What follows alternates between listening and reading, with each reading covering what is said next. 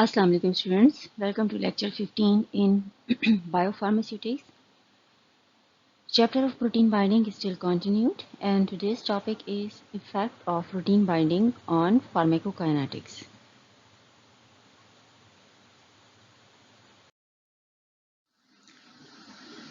Coming to the outline, in this lecture we will discuss about effect of protein binding on volume of distribution.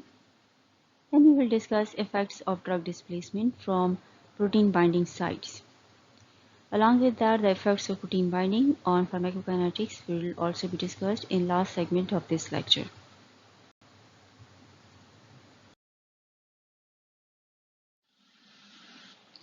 Effect of protein binding on volume of distribution. The extent of drug protein binding in the plasma or tissues affects volume of distribution.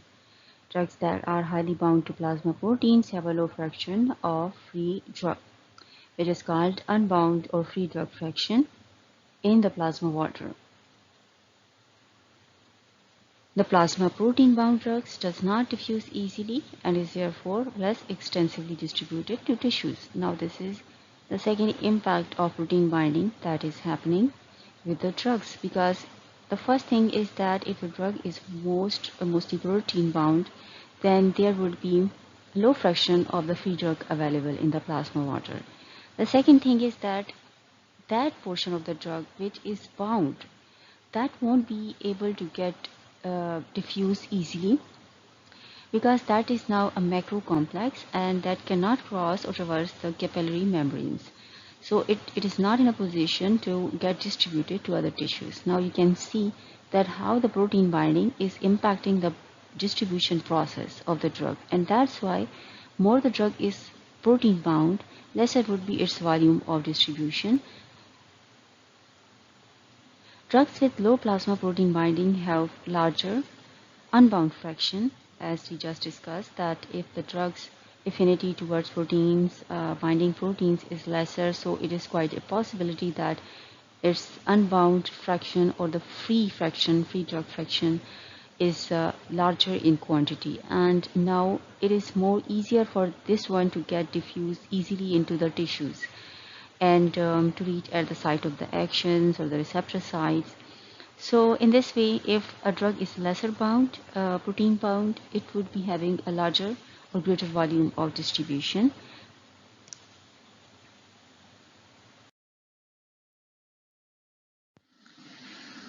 So uh, since the apparent volume of distribution is influenced by lipid solubility in addition to protein binding, there are some exceptions to this rule.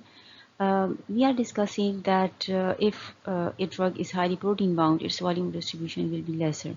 But here we shouldn't ignore one fact, that volume of distribution is largely impacted not only by protein binding but also by lipid solubility characteristics of that drug. So let's suppose if a drug is highly protein bound but at the same time highly lipid soluble as well. So what will happen that it, despite the fact that it is highly protein bound, it would be having a larger volume of distribution. So that would be a sort of exceptional rule. And let's suppose we take a group of drugs which are closely related, belong to the single family, and closely related in their physical characteristics and also in their lipid solubility characteristics. The only difference they are carrying around is the difference in their affinity towards binding proteins. So it would be very interesting to see, and it could be explained easily by looking at this case, that relative degree of drug binding to tissue and plasma proteins is highly impacting the apparent volume of distribution.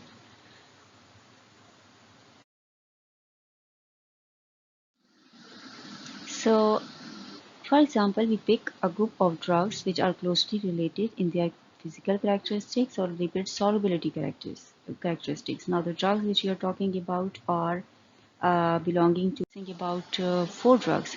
These are cefazolin and cefotetin, moxilactin, and cefoperazone. Now, these four drugs, these are different largely because of their degree of protein binding. Now, the fraction of unbound drug in the plasma is highest for cefoperazone in humans and mice, And interestingly, the volume distribution which was observed for ceftriaxone was also the highest among the four drugs in both humans and mice.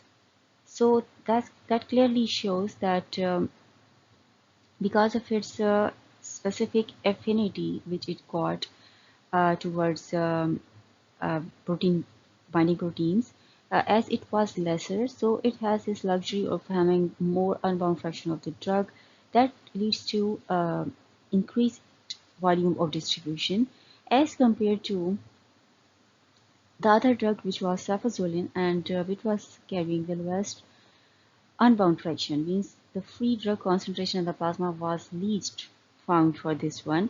And what happened that the volume of distribution was also the lowest one among the four drugs groups.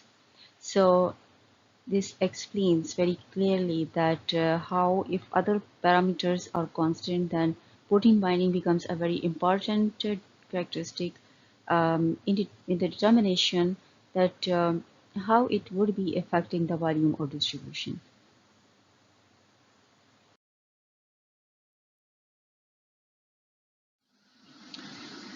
So there are examples of few drugs which are highly bound to proteins, plasma proteins, and that is the reason that their volume of distribution is highly compromised in as far as their measurement is concerned.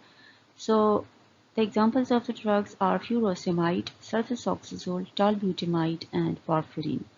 These are highly protein bound, greater than 90% to plasma proteins. And when we look at their volume of distribution, it ranges from 7.7 to 11.2 liter per 70 kg per. So this is very interesting thing which we can see with the examples of such drugs. And on the other hand, we got certain other drugs as well, which are not only bound to plasma proteins, but they are also highly bound to tissue proteins as well. Now, what does it mean? It means that such drugs got affinity towards the peripheral tissues as well, and it is not oriented towards the centrally oriented plasma proteins. So, definitely now in this case, the volume distribution value would be higher. And examples of few such drugs are imipramine, nortriptyline, and propranolol. So because as they got high affinity towards the tissue proteins which are situated or located peripherally, so definitely their volume distribution values is higher now.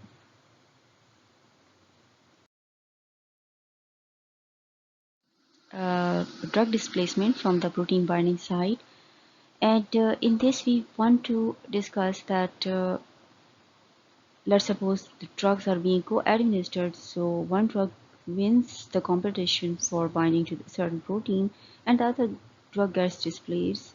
So in such situation, or for example due to any other reason, the drugs start to get displaced from the protein binding site. So how this could impact the pharmacokinetics?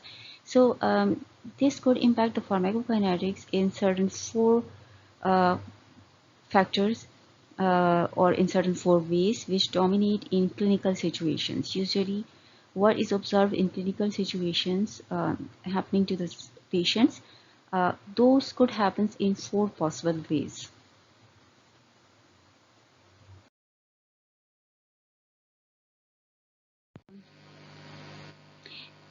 The first effect which will be observed as a result of displacement of the drug from binding site of the proteins, that its free unbound concentration will be increased, and there will be increased drug concentration within the blood. And now this free drug concentration is also free to reach at the receptor site, means in the peripheral tissues. And so because of higher concentration, because of the available free and bound fraction within the blood, which is transferring into the various tissues now, so that will be translated into intense pharmacodynamic response or sometimes toxicity, which might lead to the toxicity.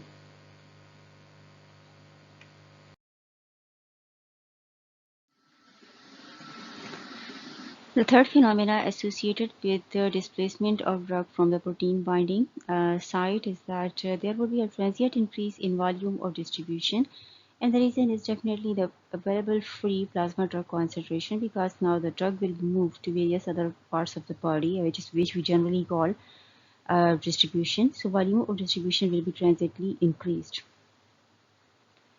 And associated with the same thing, there would be a transient increase in drug elimination as well. The reason is that the free drug concentration available within the blood, as it is reaching to far sides to its action sites like the receptors, also the various peripheral organs, and which is contributing towards its distribution, and also it is reaching towards various eliminating organs like particularly the liver and kidneys, which results in its fast increase in the drug elimination.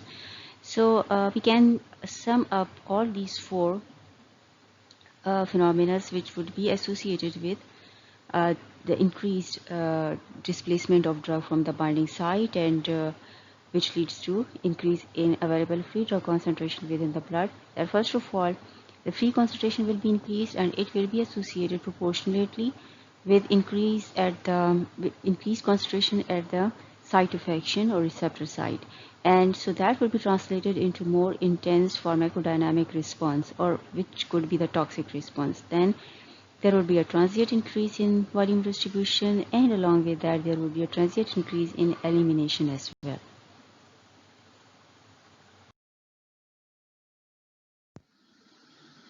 So now effect of protein binding on pharmacokinetics. So first of all, what would be its impact on clearance?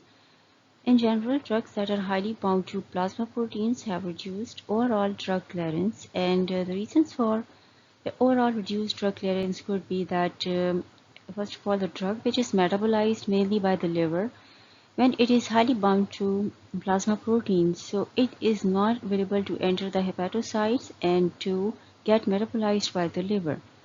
So that would be the first reason that because of its bound condition or bound state to the plasma proteins, drug won't be able to get cross and the hepatocytes, and where all the enzymes, metabolizing enzymes are present. So that would be the main reason that its clearance will be decreased. In addition, the molecularly bound drugs may not be available as substrates for liver enzymes, thereby further reducing the rate of metabolism. It is stating the same thing that as the drug will be bound, and in bound state, if a certain amount of drug is even reaching to the site or hepatocytes, as it is bound in bound form, it won't be able to interact with the liver enzymes, and that would be the main cause for its reduced clearance.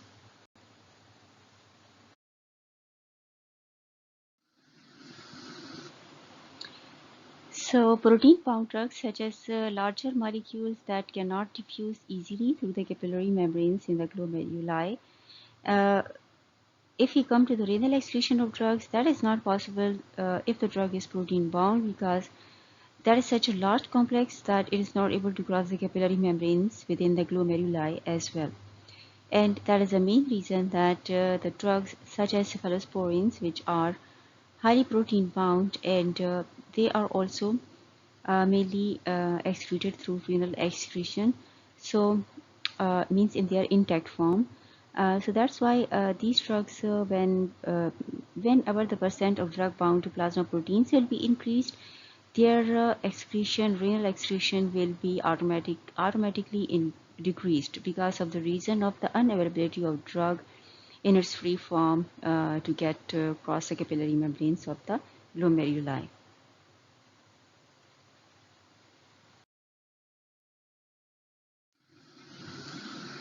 Now coming to the relationship between volume distribution and elimination half-life. So is there any possibility that if volume of distribution is affected, elimination half-life also gets affected? Yes, it is quite a possible, and the first scenario where it is a possibility that elimination half-life of the drug would be get prolonged if clearance is constant and volume of distribution is increased. And the equation which would be applicable in such a situation would be this one. Now, In what kind of circumstances this equation or this situation would be applicable? It is applicable to the drugs which are protein bound, but at the same time they got a reasonable protein binding capacity, but at the same time the drugs have a good lipid solubility, or the drugs are sufficiently lipophilic drugs. So they would have this capacity to get distributed within the peripheral organs of the body. So in that situation, what will happen that though the clearance is constant, but volume of distribution is increased, and so with increase, along with the increase in volume of distribution, elimination half-life is also gets prolonged, and because the drug will find it longer to come back within the blood circulation and then get able to get eliminated from the body, whether it is through the metabolism or through the excretion process. Then the next situation comes where the clearance is related to apparent volume of distribution and the elimination constant K as shown in following equation. So in this situation, this equation would be applicable, as we just discussed in the previous slide, that whenever the drug would be displaced from the binding site, for example, there is such a situation, if such a situation arises, so what will happen that there will be a transient increase in the volume of distribution, and along with that there will be a transient increase in the clearance as well. So in those situations specifically, this equation is applicable.